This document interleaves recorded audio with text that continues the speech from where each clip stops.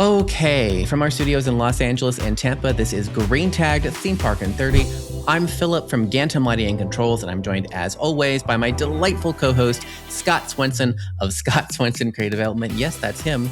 On Green Tagged, we look at the week's top news, and we pick the stories that we think are most important for business professionals in the theme park space.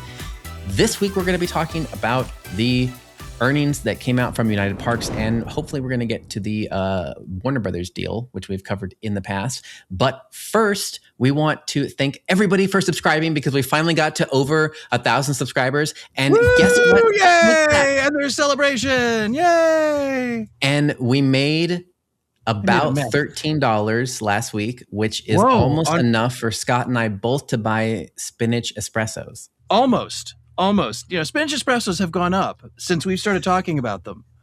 Yeah, demand is really. We are such influencers. The demand for spinach espressos has skyrocketed now. I think 3 people have ordered them now, so it's significantly greater than it once was. And we wanted to start off also this week by replying to, just very briefly to some comments from last week, one of which we just did. And the other two come from Eric Go 2293, who said, I'm not sure it's accurate to say Christmas is your biggest moneymaker for the parks. These theme parks, it's not their busiest time nor their most profitable period. And then that kind of dovetails slightly with a comment that G. Robble made, who's comments every week. Thank you for that. He says, you guys are thinking regional parks are like the destination parks in Florida and Los Angeles that you live near, where holiday events are well attended. So Scott has worked with a lot of small attractions and a lot of small stuff. So I think the kind of a little bit of the premise that Christmas is only profitable in certain regions, I would push back on, but I'm going to let Scott do it. Well, I think the first thing we have to clarify is we did not say, or if we did say it or led you to believe this was not our intent, that Christmas is the biggest moneymaker. I'm not sure that Christmas is the biggest moneymaker. In fact, I know it's not. However, I think what we said was, and we can go back and watch the tape, I suppose. But what we meant, or what I meant, was Christmas is one of those things that if you can't make money at Christmas, you have bigger problems. It's not the biggest moneymaker, but it's important to recognize that if you have a Christmas event and you get rid of it, you're going to get rid of that attendance. You're not. People aren't going to come just because you're open with your core product if you're not doing a Christmas event. The same is true with Halloween. They're not going to come to your park that extra time. You have to find a way. Christmas and Halloween specifically are double dipping kinds of events. They're the kinds of events that get your core people that would be there, and then on top of it, you're adding additional faces. I also think it's important because one of the comments in there mentioned that the pass holders aren't coming to the seasonal events, but that's not the purpose of a pass holder or a seasonal event per se. The pass holders buy for the core product. Yes, they like the seasonal events. It gives their pass a higher perceived value. But what seasonal events really do is introduce your park or introduce your attraction to a new audience, an audience that is not coming to your park for your core product, which has other issues. I mean, that clearly points out other problems that you may be having. But specifically when it comes to the smaller seasonal parks, I don't know if I would say that seasonal events, specifically Halloween and Christmas, are not well attended because a lot of my clients, and this is not just attending or living near, this is actually working with and getting the hard numbers, which because of my NDAs I'm unable to share. But I will say that things like the Indianapolis Zoo broke records during when we ramped into their Halloween event. They broke records for the month of October, and then we added and plussed their Christmas event as well, and that also led them to a record-breaking month. So I think what I'm trying to say, and whether it's being conveyed or not, I don't know, but I'll try to restate it to make it make sense. With seasonal events, if you want a short-term financial save, lean into your seasonal events. Don't get rid of them, because your core product, if you're having money troubles, your core product more trash cans is not going to earn you more money. But if you lean into your seasonal events, you're going to get more money in the short term and potentially introduce more people to your product. So that's why I say seasonal events, closing seasonal events is the opposite of what you should be doing if you're trying to save money. If you're trying to save money, shorten your operating calendar, shorten your operating day of your core product. Instead of being open till midnight during the summer, be open till 10. Save those 2 hours a day of labor times the 700 employees you have if you're a larger park. Save that money. But don't get rid of your Christmas event. Don't get rid of your Halloween event, because those drive additional or incremental revenue. And anyone who says, and I have lived this, and I'll name names. I've lived this at Busch Gardens. I have lived this at Zoo Tampa. So we've got a destination park and a regional park or a local park. When you say, I'm going to get rid of Christmas and people will come anyway because it's the holiday, that is not true. At least in my life experience, that has not been the case. Now, well, not with so much competition also arising from all sorts of different places. That's the other problem. Yeah. When you get rid of your Christmas event or your Halloween event and you just think, well, they're going to come anyway, so we don't need to invest the money in it. No, what they're going to do is they're going to go to the park that is doing a Christmas event because that's what they're in the mood for. That's what the season dictates. So if you get rid of a seasonal event, you have to have a plan to regain that attendance. And that's not anecdotal. That is, like I said, unfortunately, because of the documents that I have signed, I can't share the numbers on that information. But suffice to say, in theory and in practice, that is the reality. Yeah. So I just think it's important. But I never, and I don't want you guys to think for a moment that I'm saying stop commenting. I am not. I am saying exactly the opposite. Thank you for commenting. And whether you agree with us or not, whether you share additional information and dig deeper than we have time to, I mean, let's face it, we've only got 30 minutes a week. So you guys have the time to go in and Philip puts in significantly more than 30 minutes, obviously, on this show, because he does all of the deep dive research. But I think it is very important for us and very important for your fellow listeners to have these kinds of dialogues, to have these kinds of comments on the videos or wherever it is that you are commenting and having these discussions. So if you can add additional depth, that's great. But I also like the opportunity, if I have misrepresented something, I love the opportunity to come back and try to clarify it, because that just makes me a better communicator in the long run. So thank you so much for your comments. Thank you for your subscriptions. Yay! Thank you for being listeners. So keep being active participants in this project, because that's the way I clearly view it. And that is, it is a project that gives Philip and I the opportunity to have a discussion, because to be completely transparent, we used to have these discussions before we had a podcast. Yes. So we just decided, hey, you know what? Other people might be interested in this, because we discovered, oh God, I'm going to tell tales out of school. We were at a trade show once, and it was the two of us talking in a corner somewhere, because we thought it would just be two of us talking about the industry. And before we knew it, we were surrounded by other people in the industry who are then contributing. We're just doing it digitally now. We're just doing it over the internet now. So, So again, keep this kind of conversation going. We are supporters of the industry, and when we can have people talking about the industry and not just who has the coolest roller coaster or what is the newest dark ride that's opening, or why isn't Epic open at all, or why isn't anything at Epic open?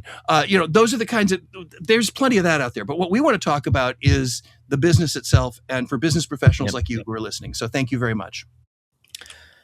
And let's talk about Six Flags now, and spinach espresso. No. Yes. Well, okay. So last week we talked about Six Flags, and one of the comments in last week's episode was asking about how it compares to SeaWorld, and we got the earnings this week for SeaWorld, so now we can kind of transition over into talking about some of those United Parks earnings. So I did way too much research into this, so I kind of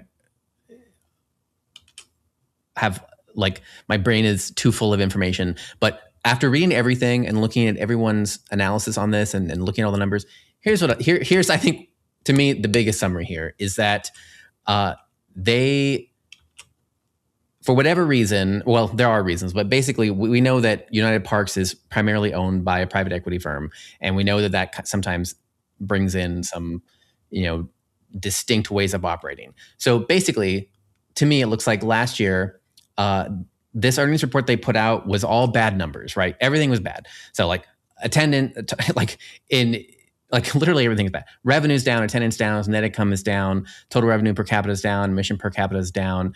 The only bright spot in all of these numbers is that their in-park per cap spending was up 2.1%, but only in Q4. For the year as a whole, it was only up 1%. Also, that could be partially inflation-related costs. That's like the last quarter was higher, but the year, looking at the year, 1% is still pretty low. So that's the only bright spot. So I think on its surface, all these numbers all look like really, really bad, and you're kind of like, they're doing terribly. However, during that time, they also did an enormous amount of stock buybacks. They have, over the last 14 months, they've spent $247 million in stock buybacks, which is more than they even generated in free cash flow. They generated 162 and they spent this amount. And it's also, the other thing here to note is that their ROI was cut in half last year, right? So in 2024, their expansion, not ROI, their expansion CapEx in 2024, their CapEx was 70 million. In 2025, it was 35 million. So I think this is more the clearer picture to me. So they basically reduced their CapEx by half. They spent an incredible amount of money on stock buybacks, but also all of their numbers are down, except for maybe in-park spending, kind of. So to me, this does go back to the private equity thing, where it's like they're driving the impetus to purchase, to do these buybacks. Then you might ask, why? I don't think we really know the real answer. I mean, they have nobody, like that's kind of like reading the tea leaves kind of a thing. It's conjecture to figure out why they are. But I would say we got a little bit of it in the earnings call where the CEO talked about how he thinks that the stock is undervalued.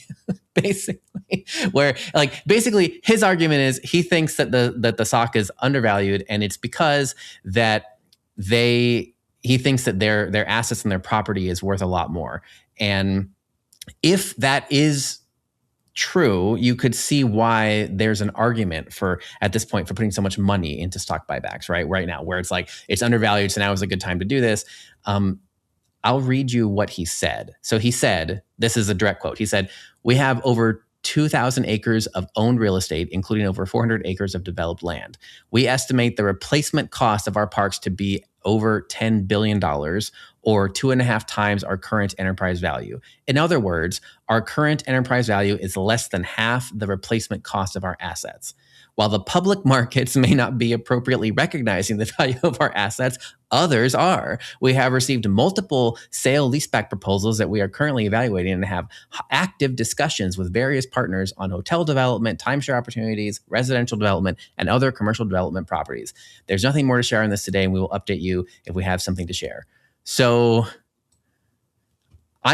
to me, I think that's what's going on. I think it's that they think that maybe potentially they really do believe that the stuff is worth more than it's being valued at, and so they're using the opportunity right now to do a lot of buybacks and kind of reduce, help make their EPS or their earnings per share number look a little bit better. Because even though they're bleeding money and all this, it looks better.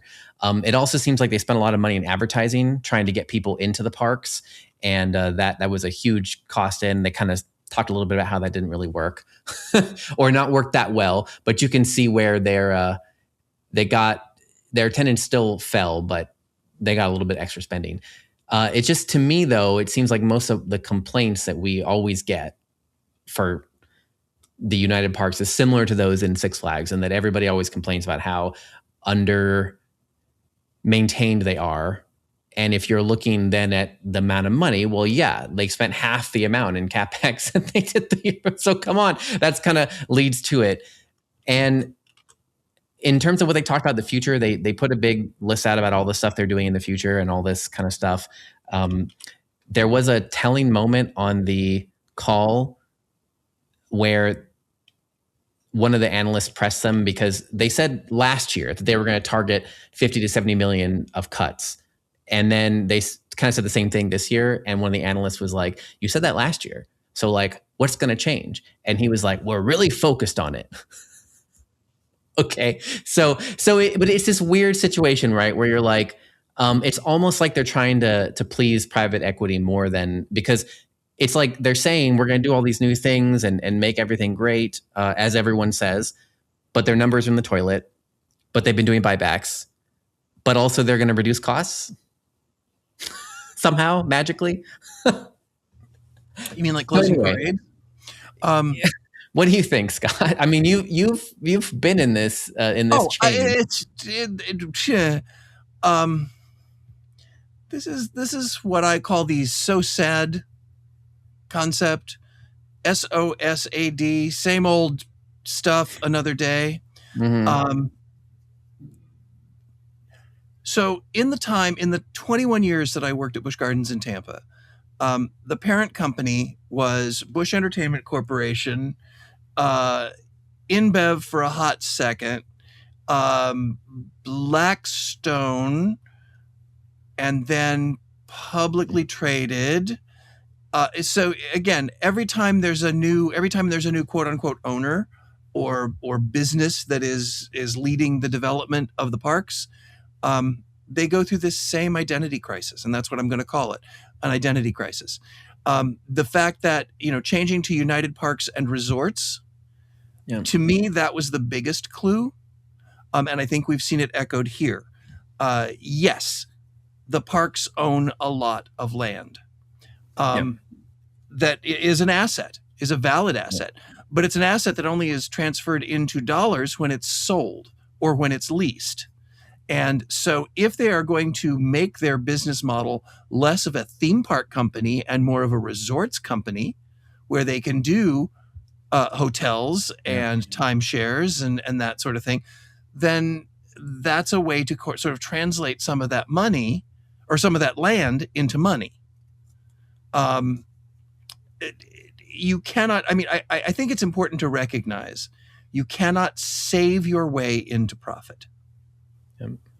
It is impossible. If that is the only thing that you are doing, reducing costs, it does not make you profitable. It sounds like it would, but reducing costs while also working harder to get the more for the buck that you are spending, that will help you with profits. But at this point, they got to find another way to generate revenue. And I think he played his hand.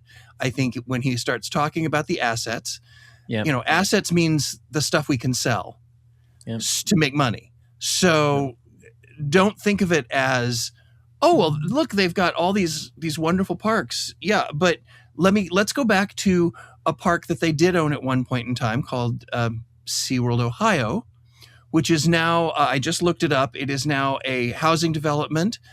It was right across the lake from Geauga Lake Theme Park, also owned by Six Flags. I have to mention Six Flags at least once. It's the show. So they bought those two parks, and it is now a Ford dealership and a Pulte home development. So is this mention of assets a good thing or a bad thing for the parks? That I don't know. That I don't know. And I'm sure there's going to be some comment that's going to say it's a bad thing or it's a good thing or whatever. But the only way an asset gets transferred into dollars is you can either sell it or develop it. But to develop it costs money. So, it's sort of like saying, I have a diamond ring, but I'm homeless. Why don't you sell the diamond ring? Oh, no, I could never get rid of that asset. Okay, then eat it or live in it. I don't know. So I think that this call is interesting. I think that the buybacks also lead me to believe that there's going to be some, because again, if the more stock they own, the more percentage they own of those assets. That's right. So by buying that stock back, it puts them in a much better place to be more profitable when or if they sell some of those assets off. Now, let me give you some very specific examples. And this is not insider information. Anybody can look at a map and see this. Look at SeaWorld, Texas. Look at SeaWorld in San Antonio. That park is gigantic. Yeah. It's so big that they actually took part of it and made a whole nother park. They a part that was not being used for years became Aquatica. So there's that. They still have land surrounding it that is not being used. Bush Tampa is a little different because it is hemmed in on all sides, except they do still own a large parcel of land diagonally located from the park that could be sold off. It is currently being used for overflow parking, which if their attendance numbers stay the way they are, they probably won't need it. But that could be sold off. When they say, we've got great assets, that makes me nervous. Yeah. And maybe I'm wrong. Maybe the goal is to keep it in the family, but just develop it as a resort or something along those lines that they still own and operate. But that still takes money. And if they're reducing their capital spend, then where's that money going to come from? Yeah, that's right. It was just interesting because we're looking at these two back to back, and also they did explicitly mention Six Flags, like in their thing. They kind of were like, at least we know it's that is Six Flags, and you're like, I mean, but is that true? Because like objectively speaking, looking at the numbers, they are in a better position, right? They have higher per cap revenue, they have higher margins, they have a lot less debt, and there's no like goodwill impairment leading them down, that kind of stuff. But if you kind of look at the two visions here, they didn't. At least to me, it's like the biggest thing I took from that call was them. I don't want to say complaining, but sort of being like, our stuff is worth more than the public says it is. And you're like, but that's so totally different from the Six Flags when we talk about where he's like, we're talking to all these people. Here's all these changes we're going to make. Blah, blah, blah. Like we basically, United still mentioned to blame the weather. Like they still brought weather into it. They still brought in about the headwinds for international tourism. They brought in all these things. And then when you look at their announcements, I mean, yes, they did announce stuff that they're going to do. They have things they were opening. They're coming in. The reimagined Shark Encounter, the Barracuda Strike, Sequest, Legends of the Deep, the Lion and Hyena Ridge, and their Forbidden Turn ride. But if you know these parks, by the way, but just before we dive into that too much deeper, if you know these parks, by the way, many of these are refreshes. That's right. Keep that in mind. Many of these are putting lipstick on the pig. So it's like, to me, this sort of lacked a little bit of that. I hate to say it, but it's kind of like Six Flags seemed to be developing more concrete of a plan. And I know a lot of our commenters last week said this, they really were just doing things that the Cedar Fair parks were doing, and they're just taking them. Like, sure, I'll give you that part. But I mean, this was like, so much of it was like, well, it's not our fault because of the weather and the international headwinds, and also our stuff is actually really worth a lot more than it is, and we're gonna have a plan to reduce costs. Like, what plan? What are you doing? No answers. And there's no. To me, also the biggest thing here, we've talked about Six Flags being spread all over the U.S. and having in so many markets that there's not competition. But a lot of the United parks are in places where they do face significant competition. And it seems like they're still sort of not painting a vision of how they are going to differentiate these products and increase revenue. And, Discovery Cove maybe could have been one of those differentiators. But there was a segment on the Discovery Cove call where, last year, or the last earnings call, they talked about how the Discovery Cove bookings were up over 20%. But on this call, they discussed how it was in mid tens, like mid tweens. And one of the analysts asked about that, and they kind of didn't really answer. They're just like, that's a good number. Like, whatever, 15% is a good number. And the analyst is like, well, it was higher before. So like, what happened? They're like, well, it's a good number. You're like, okay. Well, but at the same time, if you were up 20% last year and you're up 13% this year, you're still up. Well, I think it was like that it fell between those time periods because it's the same guidance. So it's kind of like there's a concern that could be dropping a little bit as well. And the analysts were trying to push to see if their customer demographics had changed at all. As in like, are you bringing, whatever. And they kind of said no changes. So anyway, I think my overall point is totally, it seemed very different. It seemed like you had one that was like your new CEO listening to people, trying to get buy-in, trying to, look at costs, have specific examples, right the ship. And then you have this one where it's like, no examples. We plan to cut stuff. We're not going to tell you why. It was more like a presentation to And the you just private don't know equity. what we're worth. And you just Yes. don't know what we're worth. It was like a private equity pitch, right? Which is like, our assets are actually worth a lot more. And if we could, sell or utilize or whatever, then they're going to be great. And it makes sense. That's why I'm saying, if you think about this in the context of most of the shareholders are private equity, then it might explain why they're not really caring about necessarily talking about park operations. Maybe they will change them, but maybe they're just not going to talk about them on the earnings call. Well, and that's very possible. I just want to clarify. I know it sounds like I'm going to speak just for myself now. I know it sounds like I am attacking United Parks and Resorts. I'm not. I want more than anything for this company to succeed. Well, you can't spend 21 years working for an organization and then applaud it when it goes under. I can't do that. What I think they're really missing, in my opinion, is some of their greatest assets, even though people have left, because let's face it, John Riley with Six Flags is former SeaWorld. So they've lost a lot of their great assets, but it's the people, because they still have some. They've got a recognizable brand. When you put the right money and the right support behind it, you get SeaWorld Abu Dhabi, which is an amazing park. And what I think what's happening, what it appears to me is happening, and again, I'm not involved anymore, I don't know, but they're getting too mired down in what the accountants are saying and not what the guests are saying. They're looking at the numbers, not the product. And SeaWorld has the ability to develop and create amazing product. And with there's no theme park, and I think this is fair to say, there's no theme park really in the world when it comes to animal care, and not just marine mammal care, but animal care in general. I don't think there's a park in the world that has as much experience under their belt. Do they do everything right? I don't know. That's not my area of expertise, but they've got a lot of experience in that area. They've done great coasters in the past. They've done great theming, great lands, great seasonal experiences.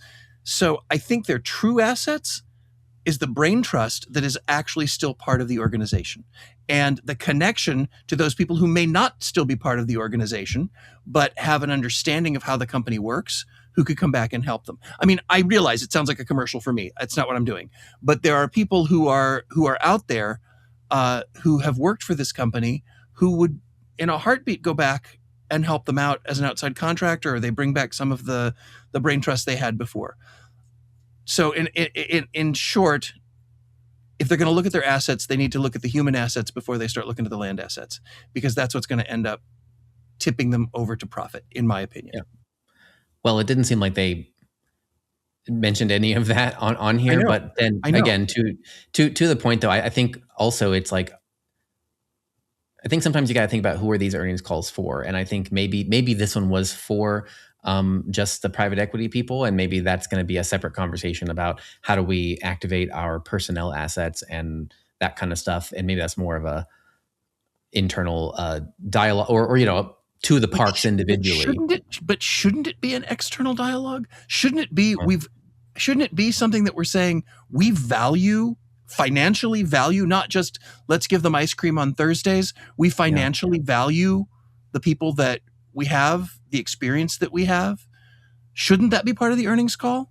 That is a tough, I don't know the answer to that. I think, in one respect, you're like, you got to do kind of what the owners want, right? And the owners want the information in this way. So maybe that is one argument. It's not like they didn't mention that stuff at all. It just didn't seem like that was the focus, right? They were like, we're bringing these new things and doing this and doing blah, blah, blah, but it's like, I think all the stuff positive things they said were more, like you said, lipstick on a pig, right? It was very like marketing speaky type of thing. The only details they got into were about these assets, but anyway, we're going to be out of time. So we're not going to get to talk about the Paramount winning the bidding war, but we'll probably talk about it in our bonus show. The only, yeah, we talked about it before about how we thought that Netflix would have been the better one just because of it's tied into themed entertainment.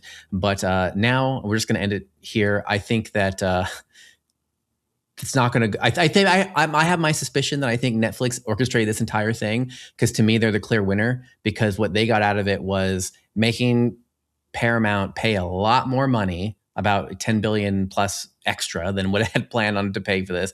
And Netflix just gets 2.8 billion in cash, and they get to tie up the playing field while everything goes through regulatory approvals and mergers and all that kind of stuff. So they can use that time to build new Netflix houses, like time and money that they can use to build new Netflix houses. So I feel like, and then later when Paramount crashes and burns and implodes because they're going to have to fire literally everybody to delever because of the cost of bringing in, they can buy it in a fire sale. So I don't know. Netflix is a genius. That's how I see it. But we'll continue the discussion in Unhinged.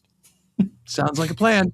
Guys, once again, thank you so much for putting us where we are, for giving us the subscribers that we need, and for continuing to listen and comment. We really appreciate you, and we love this industry, so keep contributing to it just like we are. On behalf of Philip and myself, this is Green Tag Theme Park in 30, and we will see you next week.